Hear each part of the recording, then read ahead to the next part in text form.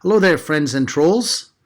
I've been promising to make this video for some time on this somewhat messy and delicate subject, so I suppose the time has come. As many of you know, several years ago, Ariel and I made the big move from the big city, San Francisco, to this forest, Avalon-Woods, on the border of Sonoma and Napa County, where we now live, where our goal was to really explore living a sustainable and self-sufficient lifestyle in concert with and in consideration of the environment, and to protect this beautiful and ancient redwood forest with whom we share this land. So that was sort of our goal. Since then, we've made a lot of progress. Still have a ways to go. We've got big plans. It'll be at least 5 years before we have met our goal for sustainability and self-sufficiency, but we made a lot of progress.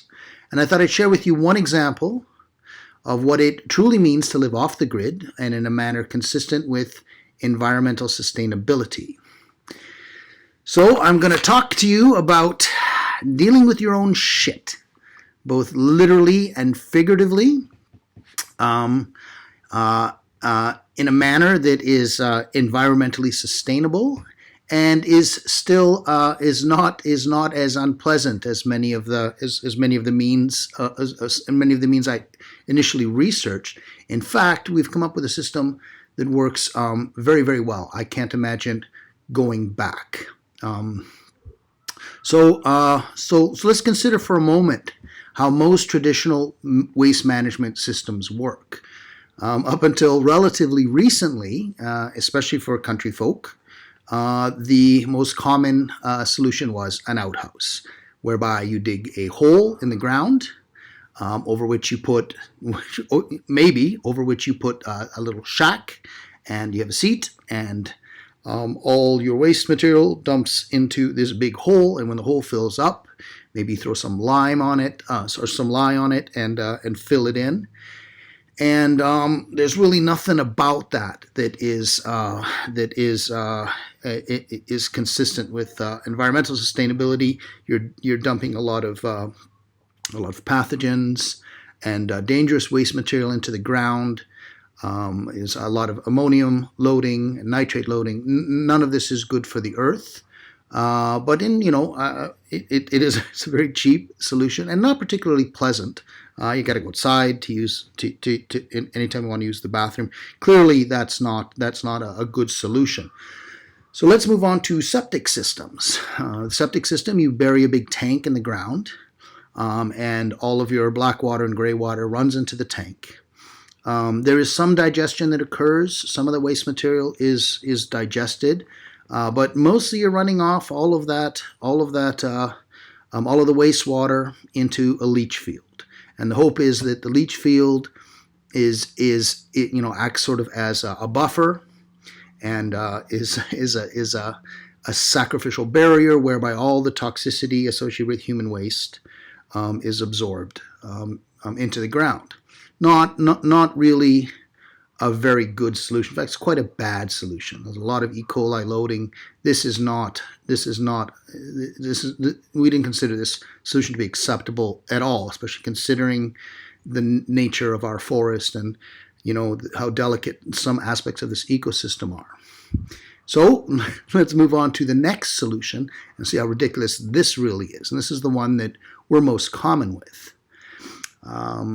And really only by going to a publicly derived system could you come up with anything so insane as to have a water treatment facility that pumps clean water, drinking water. You fill it full of chemicals, dump clean water, pump it all the way up to your house, fill up your toilet with it, dump your waste in it, flush it, send it all the way back through another series of pipes and out to a treatment facility. So, crapping in your own drinking water, only the government could come up with something that's stupid. But that's what most of us do. Clearly not environmentally sustainable. An absolutely ridiculous solution. Not an option for us here, at any rate, because out country where we are, there is no public waterworks system. Not that I would use it anyway. So where does that leave us? Well, none of those systems being acceptable, what we wanted to do was compost our own waste. That way, not only are you treating your waste for any dangerous pathogens, for any of the material that makes human waste dangerous, you're also turning it into something useful. So you're turning it into compost, which you can then use in around trees, in as part of your landscaping, to nourish the forest and replenish the forest. Obviously, an ideal solution: turn your shit into something useful. So that was our goal. So started off researching this. There's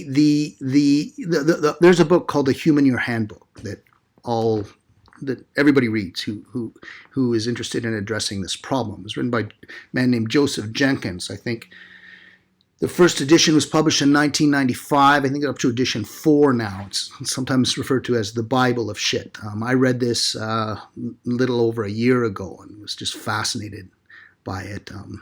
Made me very unpopular at parties, talking about all the things I had learned.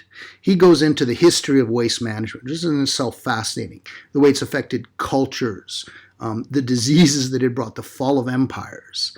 This is a significant problem that has sort of plagued humans for a long time, and we still haven't figured out how to deal with effectively. He goes into the details of, traditional waste management systems and some of the things I already talked about. And then he then delves into safe waste management and processing, the details of it, the biochemical processes, what you have to do to safely and effectively manage human waste in such a way that's safe for humans, it's safe for the soil, it's safe for the animals who live in the forest. It's quite an involved and rather fascinating thing. So without getting into more details about all of the biochemical processes, it comes down to a number of options that we reviewed. The first is the bucket method. Take a bucket, build a little platform around it, fill it full of shavings, use the bucket, fill it with shavings when you're done. You can get about 6 uses, between 6 and 10 uses per bucket. It's almost like a cat box. This is surprisingly effective because of all the carbon that you're adding to it. That helps with some of the thermophilic processing that has to happen. You then dump it into a compost bin, once a week, and swap buckets out. If it were just me, that's probably what I would have done. It can be done effectively. But most people would prefer something a little more sophisticated than that. So kept looking. The next option is a number of standalone units that have been developed by various companies. Most of them have urine diverters. So once a day you're emptying out the urine part, and then once a week you got to empty out the compost part. Seemed rather messy, and reviews, they tend to be smelly and often used in off-grid living, but didn't appeal to me for a number of reasons. I preferred the bucket method, quite frankly. Then we started looking at expensive off-the-shelf composting systems, and some of these run up to $15,000. They typically involve using a very small 1 pint per flush RV-style toilets or waterless toilets in some cases. They're complicated systems. They looked neat at first. I was kind of excited about them when I first looked at them, but reading the forums, it seemed like many of the people who deployed these systems spent so much time tweaking them and trying to get them to work, and you can imagine that doing maintenance or taking these apart after they've been running or trying to fix them when things go wrong can get unpleasant and messy. And the bucket people would laugh at them because their experiences were often so poor. So I got discouraged by that. So I kept researching. And eventually I found a system by a company in Sweden. The company's called Aquatron. They make a system that uses a waste, a solid separator to separate solid and liquid matter using a mechanical system, and it's being deployed in Sweden in public buildings, schools, libraries, apartment buildings, and had very good reviews and made a lot of sense. So we took a big chance, and through, it wasn't very easy, but we ordered one, finally got it to arrive, and we designed a system that works around this Aquatron solution. One of the advantages of it is you can use it with a regular toilet. So in fact, I got a Japanese toilet called the Washlet, I think 3000. We jokingly call it the Assmaster 3000. That includes a full functioning bidet, which has the advantage of not needing toilet paper, which, one, costs money, two, is not environmentally sustainable, and three, loads up the waste bin or the compost bin with a lot of carbon. And with this method of composting that we're using, you don't want to overload the system with carbon. Unlike the bucket method, where you're just dumping it into an open pit and using heat to break down the pathogens, with our system, we want to limit the amount of carbon that's in it, limit the amount of water that's in it, and we use worms to digest the waste material and begin breaking down the waste material. And we get the advantage of using a regular full-featured toilet, saving money on toilet paper, and having what I think is the most environmentally sustainable solution possible. So with that grand introduction, I'm going to take you out to the pasture to take a look at how in Avalon-Woods we deal with our own shit, and in fact turn it into something that is actually beneficial to the environment, which I think is sort of a triumph of prepper alchemy. And let's go. Okay, so welcome to the Avalon-Woods wastewater treatment plant. For now, we just have a sort of a temporary structure up here. Obviously, this is not fireproof. We'll be replacing it with a basalt structure down the road. But first things first. So this is it. Come on in. I'll show you how the system works. You'll see that the system is fed by a standard 4-inch drain line, the same as you would have in any normal construction running to a sewage main or septic system. So this is a mix of black water and gray water coming from up at the yurt and from Ariel's trailer. It runs into this separator, and this is kind of the magic of the system. The wastewater comes in, goes around this turbine. You can't see it, but there is a little insert here with some tines, and the solid material drops through and into this storage facility. The storage facility is a standard wheelie bin.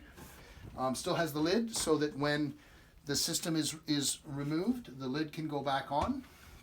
In order to service the unit, this whole deck here simply slides up. We suspend it from these hooks while we pull this out.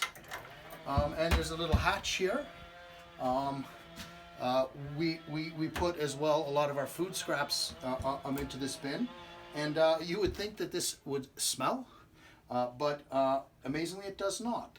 With the worms in here, there's absolutely no smell coming out of this. We'll see how that changes in the heat of summer. But right now there's absolutely no smell at all coming from this. I'll spare you looking inside. You can, in the mornings, you'll see that this is steams up. And you can even feel a little bit of heat on the outside of this vessel. And that's just a function of the digestion and breaking down of all of this. We started with 250 feeder worms. They're a specific type of worm. They're red worms, not night crawlers, that are ideal for dealing with human waste. So they'll break this all down. We anticipate having to change this out about every 6 months. So when it is time to change it out, we simply, again, lift up the system, suspend it, or we lift up this table, suspend it from these hooks, wheel it out, put the lid up, maybe add some black soldier flies, we'll see, and let it continue the digestion and decomposition process. We'll sort of just wheel it right over here where it can sit and swap in a new one. And when that's done, we have fertile and compostable soil that we can use to augment soil around trees and stuff like that. Again, not ideal for growing food, not because there's any pathogens or anything like that in it, but because our bodies have removed most of the nutrients that you want in your foods, that you want your foods to take on. Looking at the rest of the system here, while the waste material, the solid material, runs into the solid receptacle, all of the water runoff runs into this tank. So this can accommodate my 90-gallon bathtub, a lot of other systems, all of our water systems. And then it trickles down through this series of pipes. There's also, you'll see, runoff from the main system, from the solid system, runs through this UV light. Now, the UV light is key because all water running through, all water runoff, black water and gray water, is treated with UV light to kill all organic, to kill all live pathogens, bacteria, viruses. UV light absolutely kills everything.